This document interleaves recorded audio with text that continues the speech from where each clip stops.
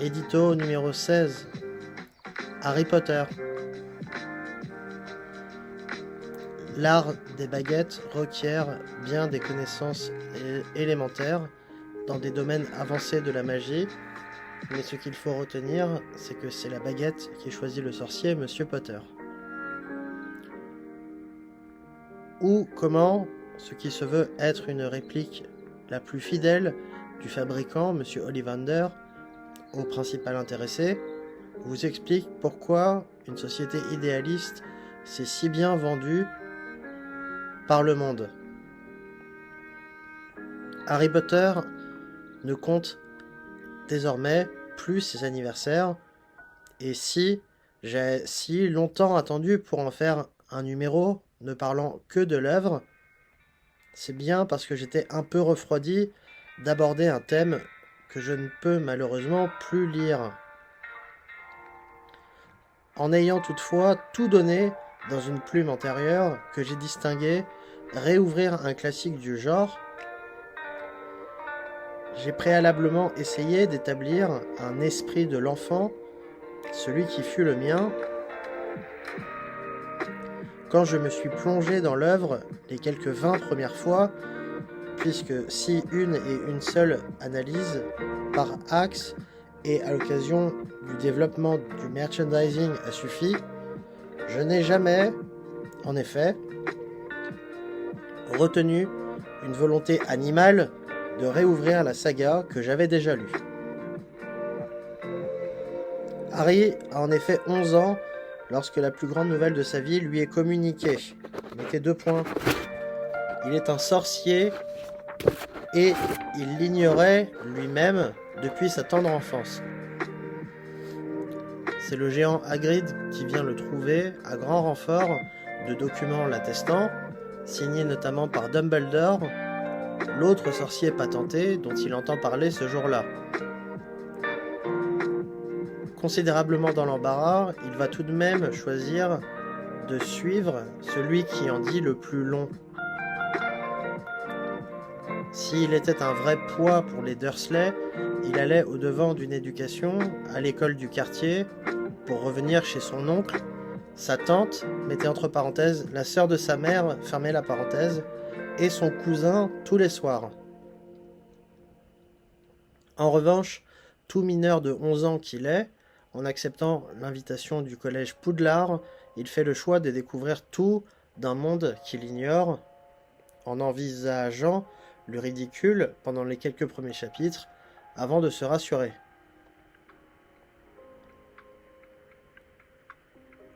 Après avoir maîtrisé les quelques différences entre le directeur de l'école, Dumbledore donc, l'existence d'un ministère de la magie pour tous les sorciers relevant de ce statut, et qu'il serait en permanence soumis au regard des enfants des 7 années que compte l'école, mettez entre parenthèses, plus 1 ou 2 adultes lorsque la rentrée est imminente, fermez la parenthèse, Harry va peu à peu maîtriser le sujet quand on lui parle d'une communauté à part au Royaume-Uni, en choisissant par exemple de deviner la maison où ils étaient répartis pendant leurs études.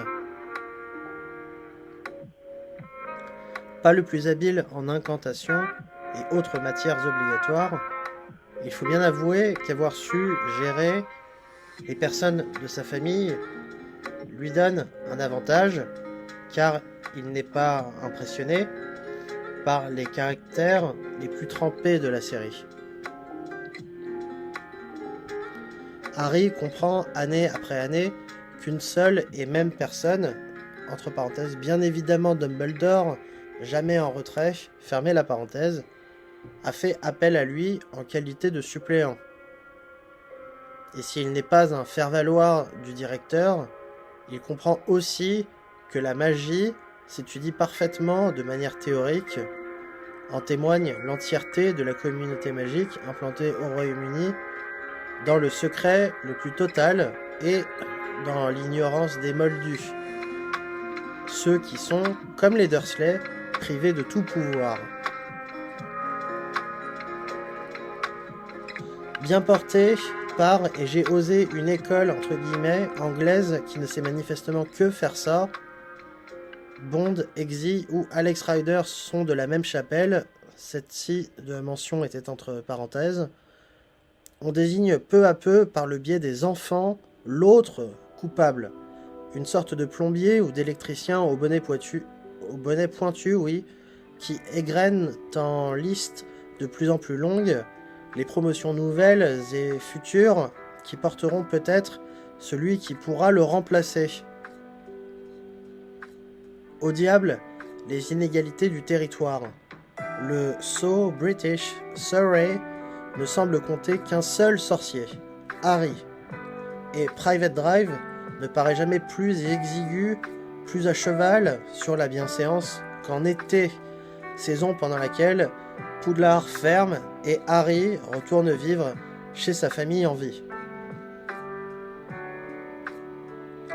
Harry, oh, attention, mythe de Narcisse, sait lire, et c'est une chose manifeste que la septualogie ne cesse de répéter. Jetez à la poubelle les caricatures à la gelée mentholée, et vous verrez, il faut bien l'admettre, que chez les sorciers, le jeune Potter est bien souvent versé avec les jeunes émotifs, plus ébahis devant les vitrines du fabuleux chemin de traverse, plus portés sur le dragon à deux têtes, père-mère, s'ils sont fils uniques ou famille très très nombreuse. C'est idem.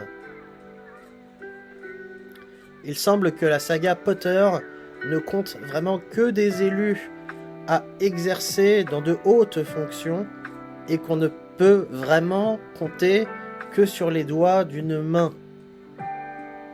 S'il me paraît hallucinant de ne l'avoir pas écrit plus tôt dans l'édito, Harry Potter était, et mettez entre parenthèses, est encore, point d'interrogation, et fermez la parenthèse, l'orphelin le plus célèbre des romans jeunesse. Son pire ennemi s'est distingué en supprimant ses deux parents lorsqu'il avait 1 an, probablement au comble d'un raisonnement scientifique qui durera tout de même 7 ans, qui avait eu raison petit à petit de son apparence et de sa fonction cérébrale. Harry a ainsi appris, j'ai mis à la dure, mais il n'est pas le seul. Il transparaît que Neville, Dumbledore et bien évidemment Potter ont, chacun, suite à un désastre, appris à maîtriser leurs émotions. Ce sont des personnages qui reçoivent du courrier, qui remettent assez vite les bons prénoms et qui jouent tout avec leurs cartes maîtresses respectives. Les sorciers, s'ils sont en permanence pris comme un ensemble immuable, ne semblent pas vraiment surnager en compétences. La découverte tardive des arcanes du ministère, mettez un M majuscule, radoucira un peu ce trait. Les index tendus, mais aussi les prises de bec, sont si légion qu'on se demande comment ils remplissent toutes les exigences, les années successives leur demandant rouleaux de parchemin et plumes d'oie et encre sur d'innombrables centimètres à chaque cours. Harry Potter, c'est une septualogie qui a soufflé ses 25 ans depuis le premier opus, récemment, mais aussi bien dépassé les 10 ans depuis la projection du dernier film. Une sorte de métronome que la bien-aimée Joanne Kathleen Rowling a su juguler, puisque dès que paraissait le roman suivant, on lui demandait si Harry allait mourir bientôt, et que dès qu'on avait 1 an d'absence dans les librairies, on lui demandait s'il fallait, selon elle, changer l'interprète qui campait le rôle jusqu'à là. Harry au cinéma, c'est Daniel Radcliffe, sorte de protégé des médias qui y vont trop fort, puisqu'on a eu une seule fois le trio d'amis qui se livrait à ce qu'ils pensaient des décors, des costumes et des heures de tournage. Et après, on a bouclé les voies de presse. Ça a été tout. On avait un tapis rouge pour chaque avant-première du film, point barre. Le jeune Potter s'entoure de Ronald Weasley et d'Hermione Granger dès le premier tome et n'en démordra jamais. Si c'est bien Ronald le Téméraire qui s'approche le plus dans la salle commune quand les années passent et les poings se durcissent, Harry et lui ont évidemment gagné mutuellement de leur relation.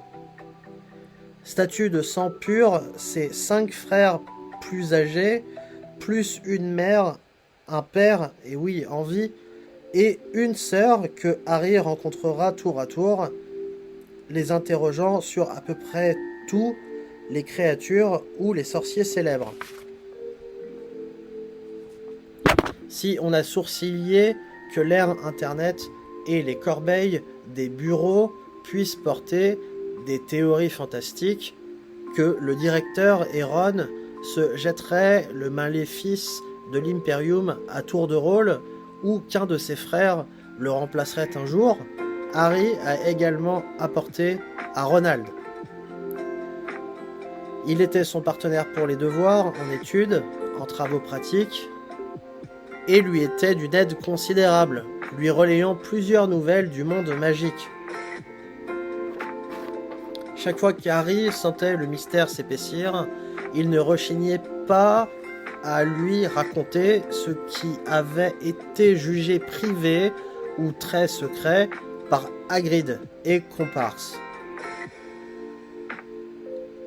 Avec Hermione, on a les deux garçons qui lui font d'abord comprendre qu'ils ne suivront pas son niveau d'excellence, puis les premières aventures, mettez entre parenthèses trolls et balles de Quidditch malfaisantes, fermez la parenthèse, redistribue un peu la donne. Les traits de la maison Gryffondor semblent orienter les décisions des amis, si bien qu'en peu d'années, ils se trouvent comme s'ils s'étaient ouverts sur leurs 11 années passées sans se connaître. Si vous n'avez jamais eu vent de Lord Voldemort, c'est peut-être que vous êtes encore en vie, ou que vous n'avez participé qu'à des réunions où son nom était tu. J'avoue avoir craqué quelque chose la première fois que j'ai entendu Still of Death et l'intéresser expliquer avec beaucoup de passion que c'était un sobriquet français qui avait été choisi pour l'entièreté des langues de parution de la saga. Mange-mort, mettez un S en renfort, guettez le coin avant de tourner l'angle et munissez-vous de vos capes et baguettes.